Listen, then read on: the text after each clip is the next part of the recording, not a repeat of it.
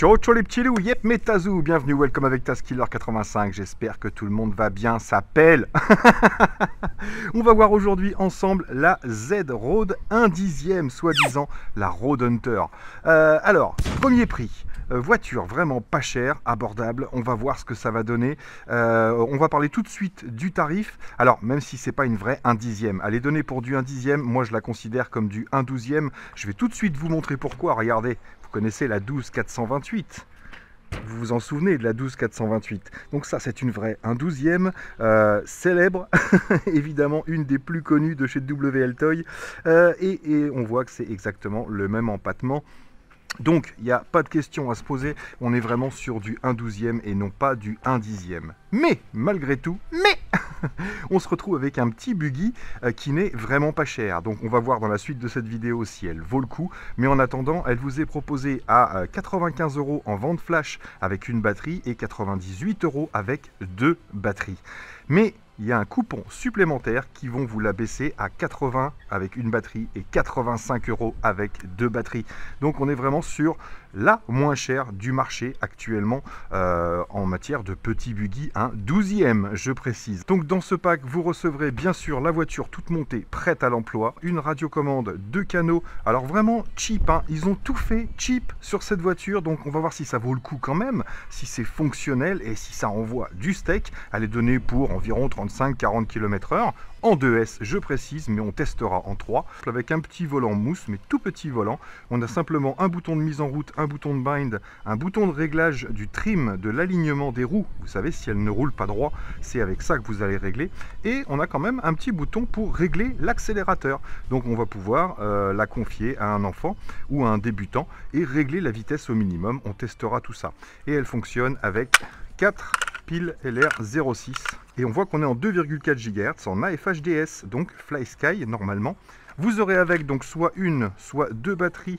Ici, ce sont des Li-ion en 7V4 1800 mAh avec un petit chargeur USB qui sort 1000 mAh. Donc il vous faudra à peu près 2 heures pour recharger cette batterie avec l'USB fourni. Et une petite notice tout en anglais avec bien sûr la mise en route de la voiture, un éclaté complet et des pièces détachées référencées. Par contre, je ne les ai pas trouvées, donc on pourra certainement y adapter des pièces en 1/12. Ne commandez pas des pièces de 1/10 pour ce véhicule. À mon avis, vu la conception, on va pouvoir commander des pièces de WL Toy en 1/12. Donc voilà, petit engin plutôt sympathique, plutôt mignon. On a une carrosserie assez épaisse, donc peut-être cassante, mais c'est vrai que là sur ce style de buggy, la carrosserie est suffisamment protégée. Il y a très peu d'endroits qui peuvent frotter, à part un petit peu le dessus ici. Des petits pneus avec un bon petit grip apparemment, donc ça va faire le bitume ou le off-road j'imagine. Des amortisseurs tout en plastique, mais qui sont quand même en bain d'huile. Comme vous pouvez le voir, on a un bon amortissement. On a une colonne de maintien d'amortisseur ici en 3 mm d'épaisseur en aluminium. Ce sont pratiquement les seules pièces en aluminium avec les renforts ici sur l'avant, la colonne arrière bien sûr et le renfort sur l'arrière. Donc je vous avoue, j'ai pas démonté la transmission, j'ai juste vérifié les amortisseurs qui étaient bien remplis. Mais comme vous le voyez, la transmission n'est pas bruyante du tout.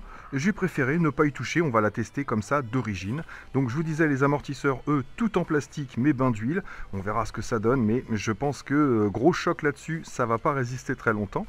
Sinon, toutes les biellettes ici sont plastique nylon également. Donc on sait que c'est un plastique super résistant, c'est clair, mais aucun réglage dessus. Les petites biellettes de transmission, elles, en 4 mm. Un petit châssis tout en plastique, mais façon cuvette, vous allez voir, donc vraiment hyper rigide, hyper résistant.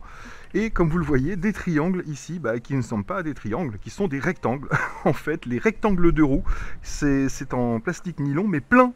Donc, je sais pas, soit ça va être cassant, soit ça va être très résistant. On va se faire un petit test et on va bâcher un petit peu pour voir ce que ça donne.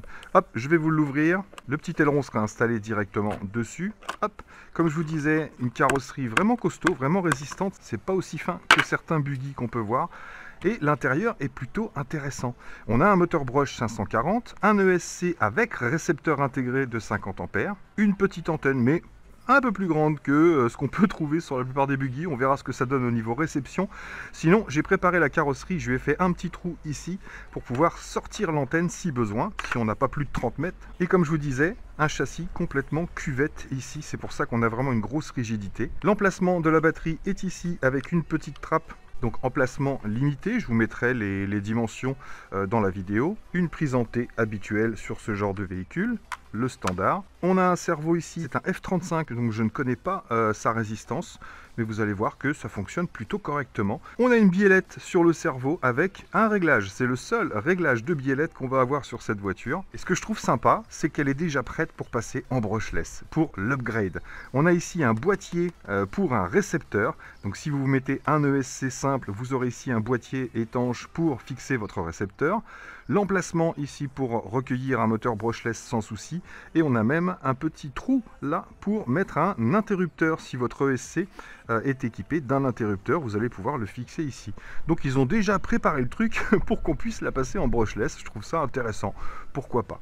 Mais nous, ce qui nous intéresse, c'est de voir ses capacités nature, comme ça, sans sauce, sortie de boîte en RTR. Donc voilà, comme je vous disais, 85 € ou 80 € avec le coupon. Et ben écoutez, si ça marche bien, ça peut être un très bon véhicule de départ. On va voir si ça résiste un minimum au choc. Petite annonce, je ne sais pas trop, mais j'aimerais bien vous l'offrir, cette voiture. Seulement, on va voir comment elle finit la vidéo. Si elle est encore en bon état, je pourrais vous l'offrir. Donc ça, on en reparle à la fin de la vidéo. Soyez attentifs. Donc c'est parti, on va se faire un petit test sur le parking, un petit test de vitesse. Moi j'ai préparé bien sûr une lipo en 2S pour voir s'il y a une différence entre la Lion fournie et une lipo 2S standard. Et j'ai préparé également une lipo 3S 65C qui fait 1000 mAh. Ah, faut que je pense à prendre mon adaptateur parce que là ça va pas le faire trop bien. Donc c'est parti, on va sur le parking et on voit ce que ça donne. Donc mise en route de la radio. On ne touche à rien, on a accès au petit bouton qui est sur l'ESC ici, donc juste un appui court, il n'y a pas de bruit particulier, mais on est connecté. Donc un servo qui répond bien, mais qui m'a l'air assez souple quand même, vous voyez, même si je vais à fond, on n'a pas une grosse réactivité. Accélérateur, frein et marche arrière, donc tout fonctionne, c'est parti pour le test. Allons-y, premier tour de roue.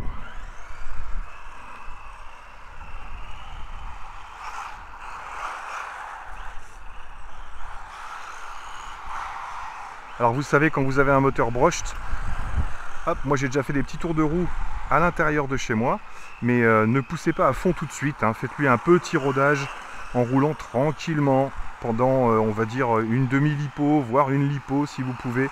Ne roulez pas à fond, comme je fais là par exemple. Alors qu'est-ce que ça donne au niveau maniabilité? Ça m'a l'air plutôt correct. Est-ce qu'elle roule droit? Oui.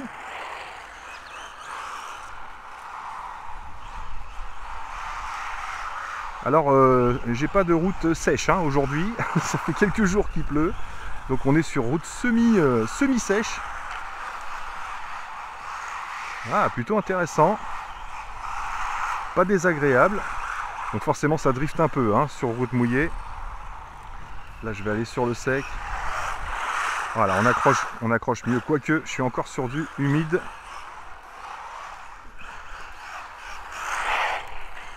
Alors freinage, on va voir ce que ça donne, on va s'arrêter devant nous.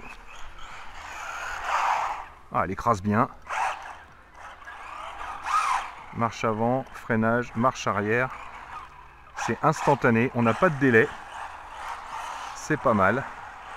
Allez, on va pousser au bout là-bas pour être à une cinquantaine de mètres. J'ai toujours la connexion. Normalement, on a FHDS, c'est plutôt pas mal, hein. On va passer sur la bouche d'égout. Ça amortit bien. Ah bah écoutez, pour l'instant, je suis plutôt satisfait. C'est agréable.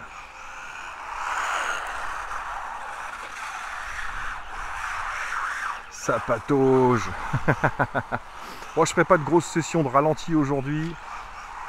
On va faire simple et efficace. Donc on va mettre en route le GPS et on va aller tester ce que ça donne au niveau vitesse de pointe.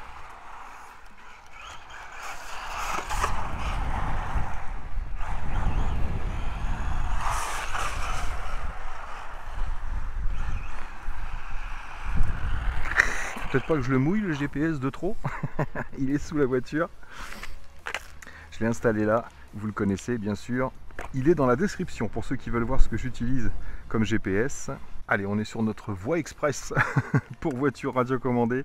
Donc read 0 km/h. Tac, et est-ce qu'on a... Oui, on a bien la connexion. Donc c'est parti. Start. Hop là. Je range le matos. Let's go pour un premier petit test. Ça m'a pas l'air très violent. Je crois qu'elle est donnée pour 35. Hein.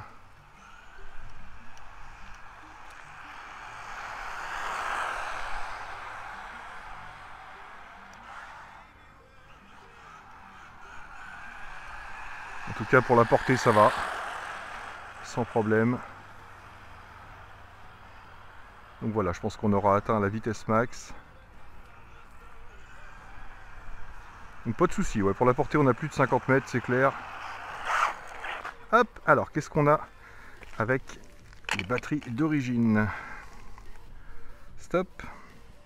Read. Moi, je dis 30. 37. Eh, 37 km/h. Bon, eh ben écoutez, pour l'instant... ça fait le taf, comme on dit. Donc je vais refaire un start-stop, tac, pour être à 0. Voilà. Et on va y mettre une lipo 2S. Donc petite lipo 2S basique, qu'on a généralement avec les WL Toy. Hop, j'ouvre la petite trappe.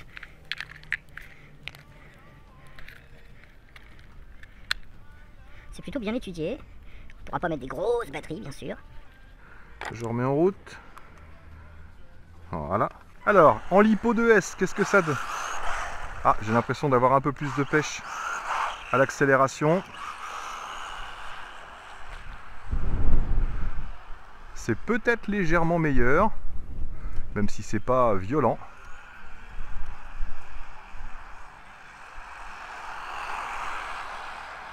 Non, c'est pas énormément plus violent.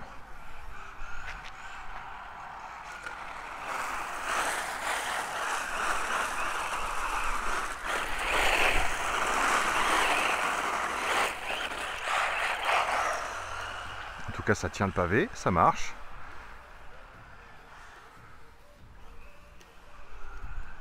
Allez, dernière petite pointe.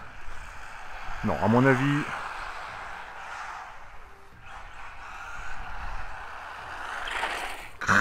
Alors, vérifie.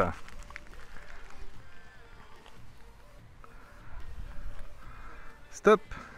Read. 37 km/h. Eh ben écoutez, c'est pas mieux. Donc je relance et je stoppe pour qu'on soit à 0. Et on va tout de suite tester en 3S. Donc j'espère qu'elle fonctionnera encore. Après, normalement, je fais les tests en 3S une fois que j'ai fini la vidéo. Mise en route. Voir si ça explose. On a le contrôle. C'est toujours ça. Alors on lance. Start. On a bien la connexion. Oui. Alors, qu'est-ce que ça donne tout de suite là? Ah, bon, bah là, il y a une franche différence. C'est clair. Alors, c'est parti. Vitesse de pointe en 3S.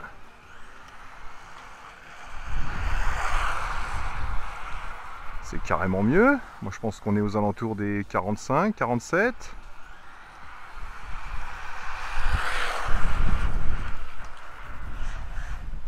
C'est pas mal.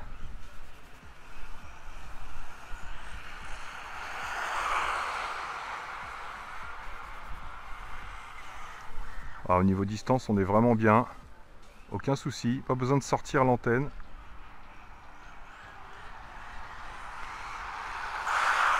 Oh, le freinage est excellent. Alors, résultat des courses. Stop. Et read. 51 km/h. Eh ben, franchement, je suis content. Si elle tient le coup en 3S, c'est plutôt pas mal, je trouve. Donc, on a vu sur route, bah, je pense qu'on va aller au boss. Allez, c'est parti. Petit check de la chauffe quand même, vite fait. Ça va, c'est tiède, franchement. Que ce soit l'ESC ou le moteur, on est dans du tiédos, tout va bien. Je maintiens pour éteindre, tac, 2 secondes, et c'est bon. Allez, on va bosser. Alors, batterie neuve en 2S, et on va se tester les petits sauts du petit bashing en espérant que je ne vais pas la casser. Alors, qu'est-ce que ça vaut en... Oups là. J'ai failli me vautrer comme une daube. Ouais, c'est bien gras. Hein. Donc qu'est-ce que ça vaut en off-road déjà? Parce qu'on a vu certaines voitures qui récupéraient du gravillon, qui allaient se coincer dans les engrenages, dans les cerveaux de direction. Parce que là on n'est pas très très haut. Évitez l'herbe trop haute quand même. Là, ça a l'air de passer. On va se tester notre premier saut, parce qu'elle a l'air de pas trop mal s'aligner. Ouais, pourquoi j'ai freiné? C'est passé, première gamelle. Première... Wow!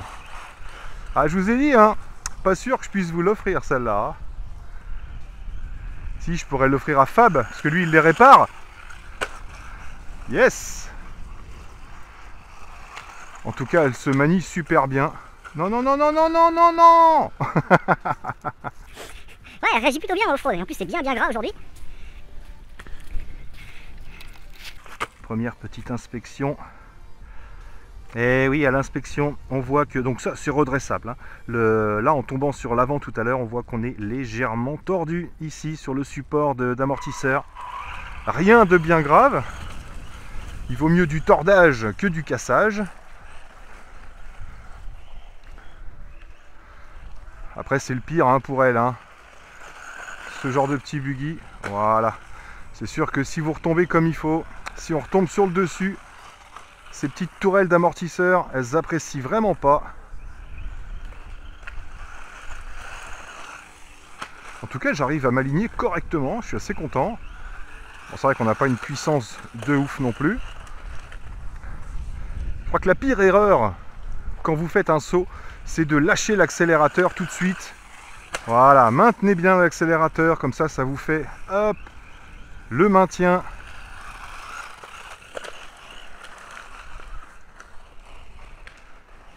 Ah, gros dérapisme.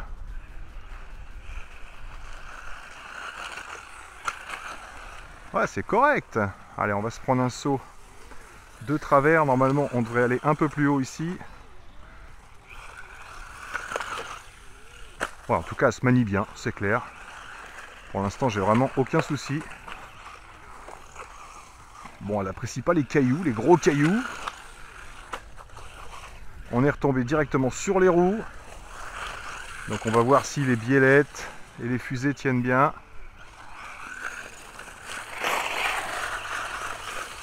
En tout cas, si je vous l'offre, je vais avoir une grosse session nettoyage. Voilà, retomber sur l'avant.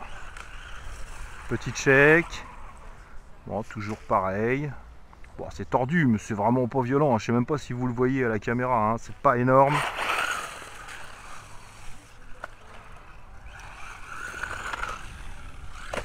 Ouais, sympathique. Voilà, il y a une petite racine là. Petite racine de compète. Bon, les pneus sont pas mal, franchement. On l'a vu sur route et en off-road, elle se débrouille plutôt bien. Des petits sauts plutôt corrects pour la vitesse. Après, bah écoutez, vous savez quoi? On a vu qu'elle pouvait monter hop là, à 51 km/h en 3S. On a vu que c'était plus péchu. Donc, comme j'ai décidé de peut-être vous l'offrir, je vais pas tenter de saut en 3S. Voilà, parce qu'elle n'est pas faite pour ça. Et je vous le conseille pas d'ailleurs, voilà, parce que pour la résistance du produit, surtout en bashing. Après, si vous voulez faire du 3S sur du bitume, faire des courses, etc., je pense qu'il n'y a aucun souci.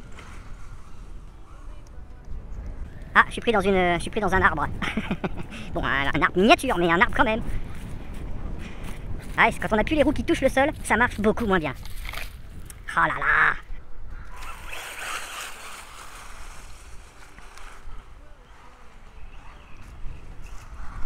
En tout cas, j'aime bien le cerveau. Le fait qu'il réagisse pas si fort, je pense que c'est ce qui fait aussi la tenue de route en off-road.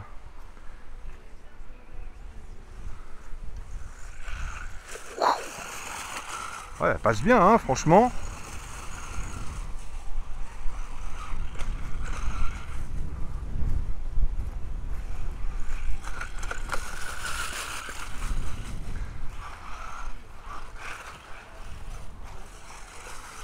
Au bruit, elle a l'air saine.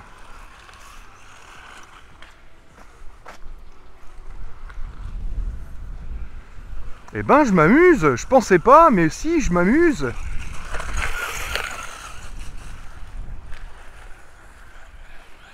Du moins, je pensais pas pouvoir m'amuser aussi longtemps. Je me disais, vu le prix,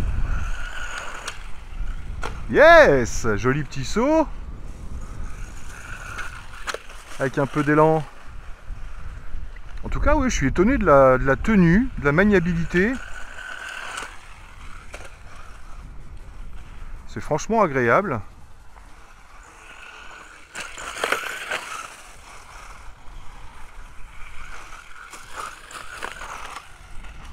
Vous savez hein, que c'est pas le parcours le plus sympa pour ce genre de voiture. Yes!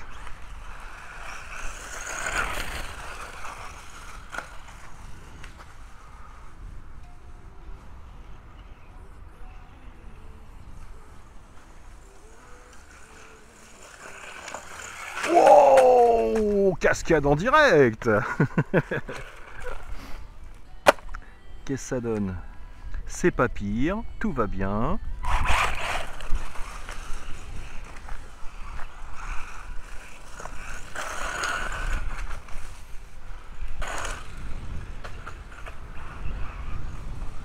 Elle tient. Moi je dis tant qu'elle avance, c'est que tout va bien. Ouais, elle passe sur le off-road sans souci.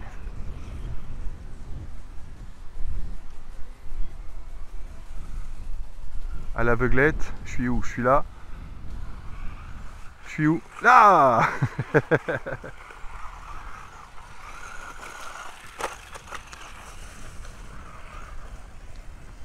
Bon, je pense qu'on va rayer un petit peu le dessous. Eh ben, ma foi, elle ne demande pas son reste. Après, il y en a qui vont me dire en lipo c'est mieux. En lipo c'est mieux, mais en Lyon on a plus d'autonomie généralement.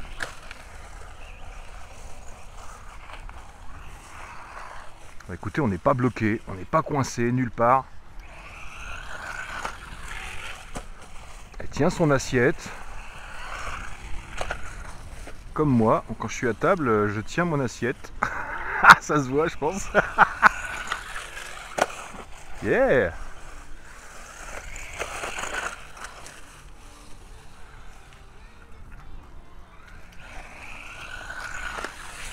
Hop là, petit freinage un petit peu tard. Mais mieux vaut tard que jamais. Là, je dois avoir une petite branchette dans la roue. Alors par contre, vu la taille des pneus, on récupérera pas l'assiette. Hein. Si vous partez de travers, en accélérant, ça suffira pas pour la récupérer. Pareil, choisissez vos bosses, hein. Faites pas n'importe nawak. Je vais la ramener parce que j'ai un petit bruit. Tac, oui, j'ai trouvé le petit bruit. Un feuille. Un arbre de feuilles. C'était ça.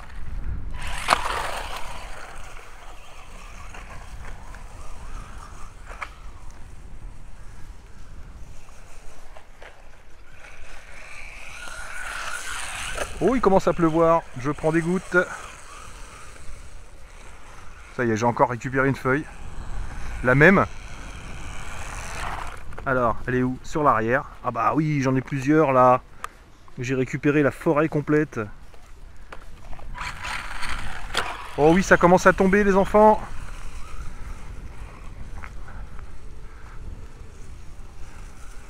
Et j'arrive en fin de lipo. En fin de batterie. Ça y est, ça faiblit, ça tombe bien. Donc je vous dirai combien de temps j'ai joué en tout avec cette petite voiture. Eh ben écoutez, ma foi, regardez. Elle est sale. Elle est crade. Qu'est-ce que ça donne sur le dessous? Bon, il y a de la terre. C'est tout. Elle est un peu grattée, mais pas grand-chose. Je vais vérifier l'intérieur. On va vérifier la chauffe. Qu'est-ce que ça donne? Là, il fait froid, donc oh, ça va, hein, c'est correct. Hein. Je peux maintenir les mains dessus.